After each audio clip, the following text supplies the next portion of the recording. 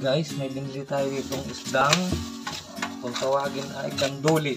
Ayan, malalaki guys, 120 ang kilo guys ito. Ayan, ito yung may tinik guys dito, tatlo rin ng tinik. Ang gagawin natin guys dito ay ating lulutuin sa gata. Ayan, ito yung kanduli or parang hito. Linisin lang guys natin, tanggalan natin ang hasang. Matigas guys itong tanggalan ng hasang. Ayan,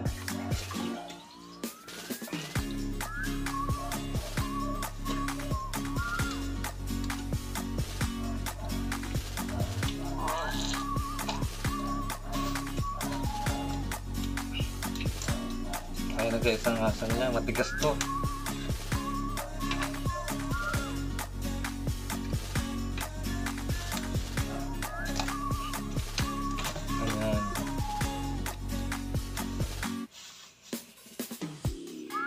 Okay, nalinisan natin guys.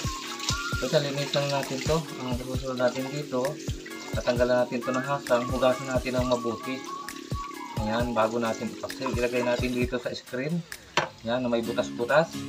Ayan, para sa ganoon, patulo siya. Para yung lansa niya ay matanggal. Bukod doon sa pagpaksil natin. Ayan, dito rin natin sa ibalik. Ayan, para yung ano niya dyan pumatak. Ayan. Ayan. Ito na guys yung ating paminta. Lagyan natin siya ng paminta. Ayan. Yung dalawang plastic na paminta lang. Yung tig-piso lang sa tindahan. Ang nilagay natin sa ating pagpapaksiw. At ito guys isang buong luya, bawang natin. Regular size. Ayan. At ito yung ating luya. Buhugasan lang natin to. Guys, bisain na lang natin luya.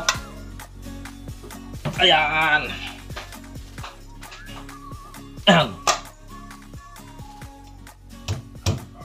Pinisa lang natin.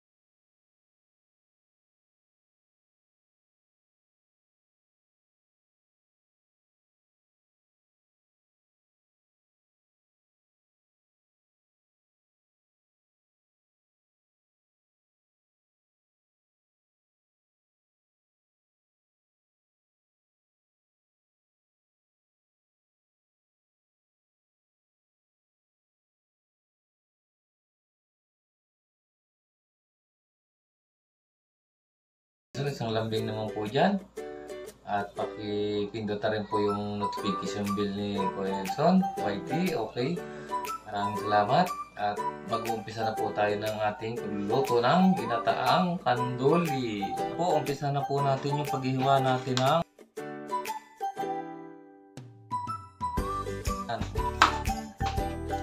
shout out nga pala sa kay Kati Minharo ng Katanawang Quezon.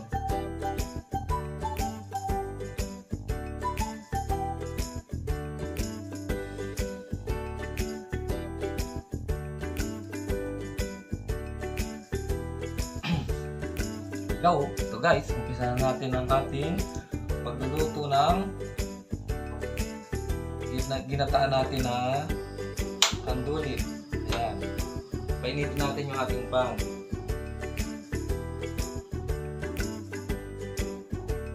Lagyan mo natin sa luhi.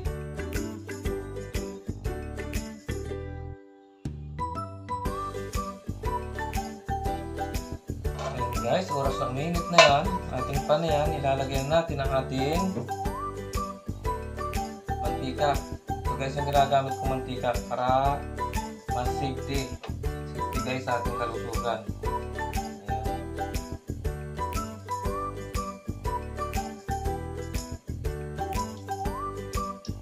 Okay lang guys, kasi yun ang mga ating panluto lang ng bawang at yan, sibuyas at luya. So guys, hindi ako gamit ito kasi hahawa rito yung ating luyang dilaw. Hahawa dyan ang luyang dilaw natin. Ayan. Wow!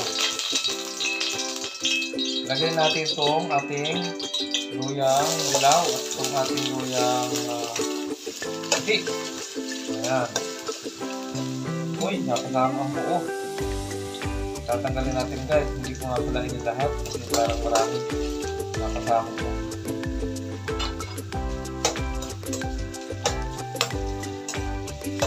Wala dito na guys. Yun naman ating islang yan pinaksil na natin guys yan.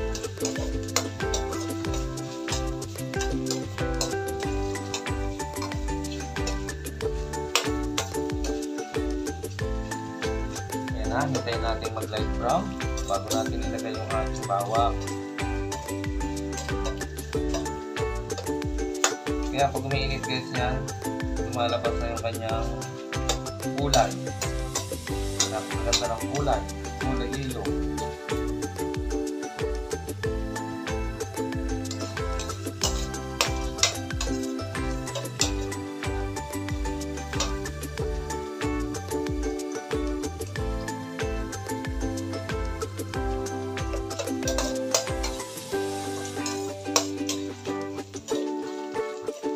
Wow, yung ating mga kanduli ay ating ipinaksiw sa suka na may luya, bawang. Ayan, may timpla na rin yan. Kasi para bakatawin sa po guys, itinapong ko yung natitira natin pati sa ating paksiw. Kasi malangsa yun.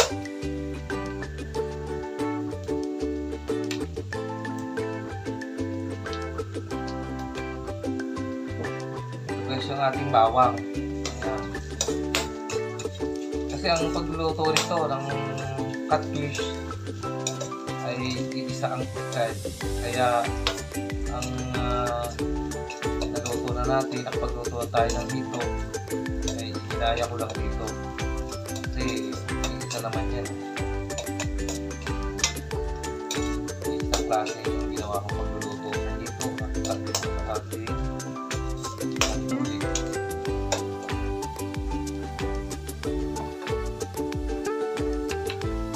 Lagay natin ang ating onion. Yan.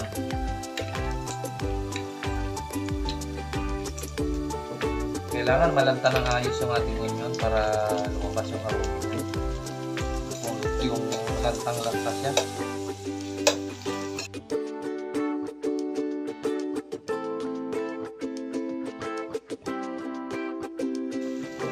Samahan ko guys ng isang siling pula para yung anghang niya ay kumapit sa tiyan. Pwede natin guys ilagay itong ating kanduli. Ayan. Sinama ko guys yung ulo nito. Ayan. Tinanggalan ko guys ng hasang yan. Kasi yung iba, hindi nagtatanggal ng hasang. Eh, papaano yun? Eh, marumi ang hasang. Nandun kadaan yung ano, mga pagkain niya, yung ano, salaan ng ano. Parang nagsasala siya ng mga latak. Ayan.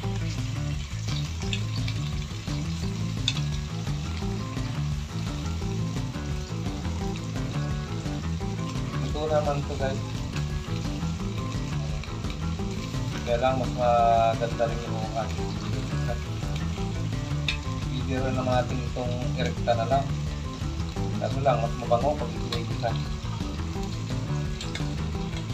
So guys, gaya niya, may sabaw pa siya. Hindi natin nasama yan. Ang patis na yan.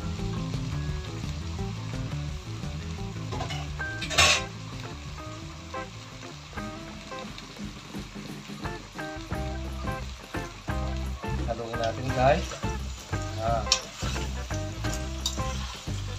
Ito naman guys, pagka pinaksyon natin sa sopa, hindi basta-basta nagudurog yung ating isda. Ayan o, kilo.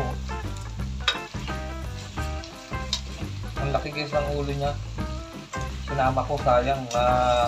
Ganda rin ano, buti rin korek-korekin niyan. Kapakin. Sikin.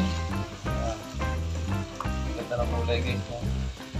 Kuntong ito, pwede na rin tayo maglagay ng ating paminta.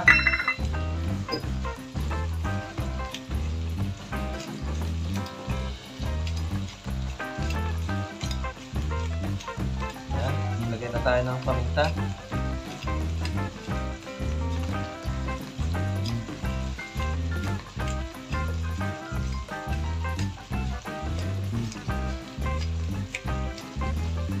Ayan, okay na yan.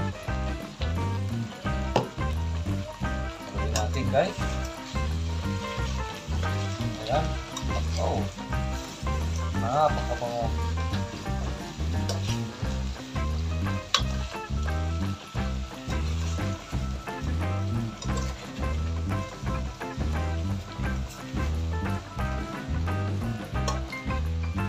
Lalagay lang ako guys dito ng gata.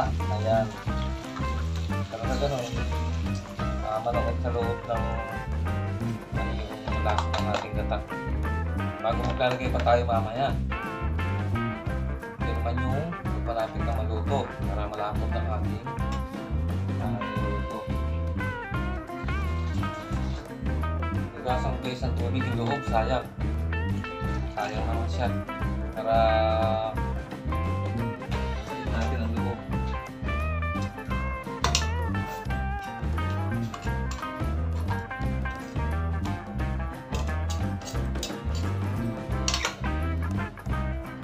Lalagay na rin guys ako dito ng pampalasa.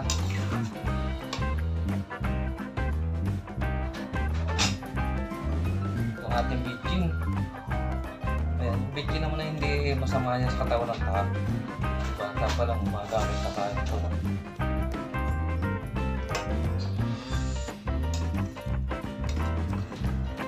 Maganda na ang kulay guys.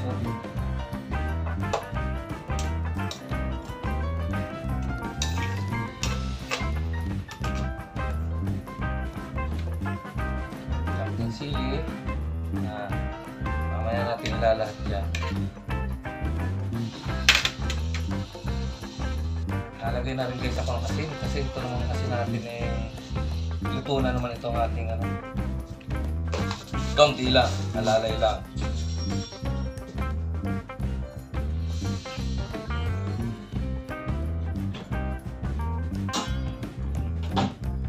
Lagyan natin guys ang cover para madali siyang kumulo. Ayan.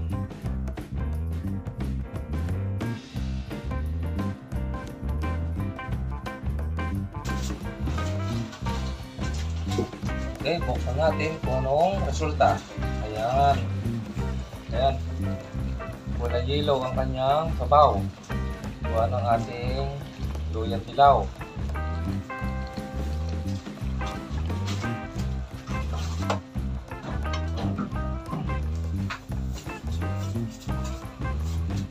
Igahin natin guys yan. Patapos lagyan natin ang ating pangalawang gata na ating pampalapot.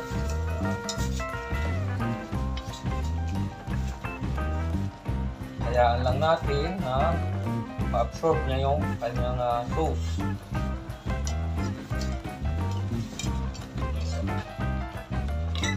Okay, mabango guys. Lagyan ulit natin ang cover.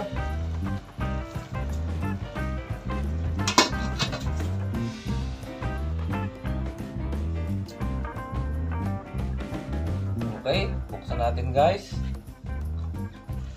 Ayan. Okay na guys, malapit na. Naglagay tayo ng kaunting vinegar. Mga 2 kutsara lang. Ayan. Okay na, okay na. 2 kutsarang vinegar guys ang aking nilagay. Ayan. Para hindi dumikit yung ilalim.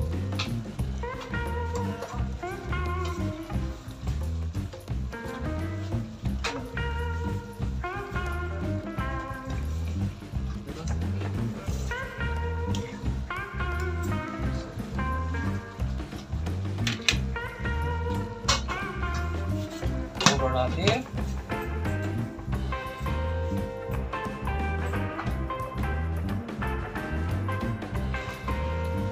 Pwede natin guys ilagay yung ating malunggay.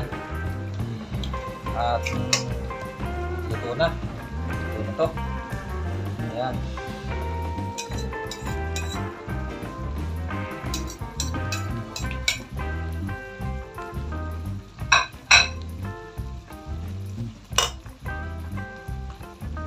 Naglagay na tayo guys ng malunggay at medyo nagmamantika na yung ating tinataang kanduli. Wow, nagagata na siya. Naglalangis-langis siya. Lagay natin guys yung ating pangalawang gata. Ito, ating kakang gata. Ayan. Yan, nilagay natin guys ang ating kakang gata. Yung isa ginawa natin sa pagluluto kanina. Ito yung ating pampalapot.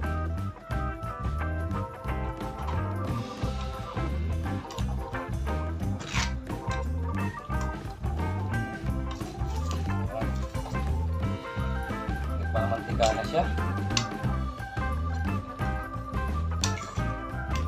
Pinakamagandang gusto kong ilagay dito yung talagang dahon ng sili. Wala lang tayong mabili kanina sa palengke. Dahon ng sili. Ayan, maganda na guys ang kulay. Sama na rin natin guys ito ating siling haba at siling pula. Ayan, para sa ganoon magandang kulay naman niya.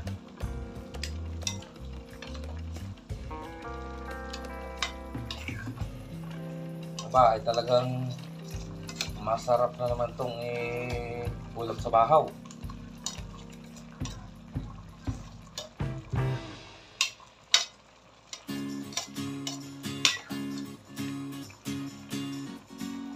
Huwag na natin i-cover. Hindi na tayo mag-cover ito hanggang sa maluto. Luto na naman hanggang sa maluto yung ating pangalawang gata. Pabayaan lang natin siya dyan. Halo-haloin lang ang ilalim para hindi dumikit. Kasi dito tayo nagluto sa stainless. Nakalimutan ko. Doon sana sa isang kawaling bakal.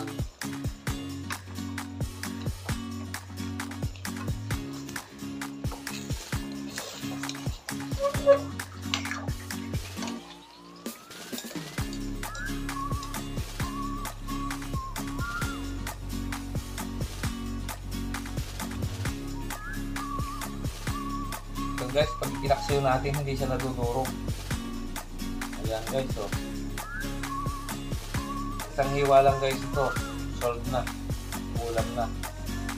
Ayan.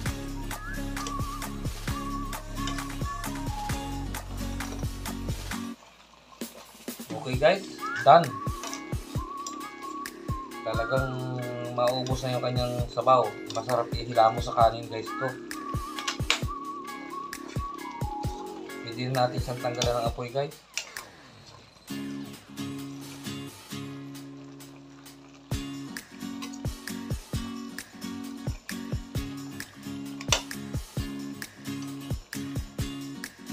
Yan, okay na.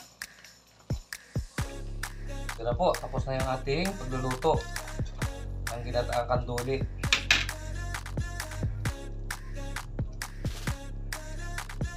Kaya po, tapos na si Kuya Nelson magluto ng ating ginataang kanduli. Okay, kain na to.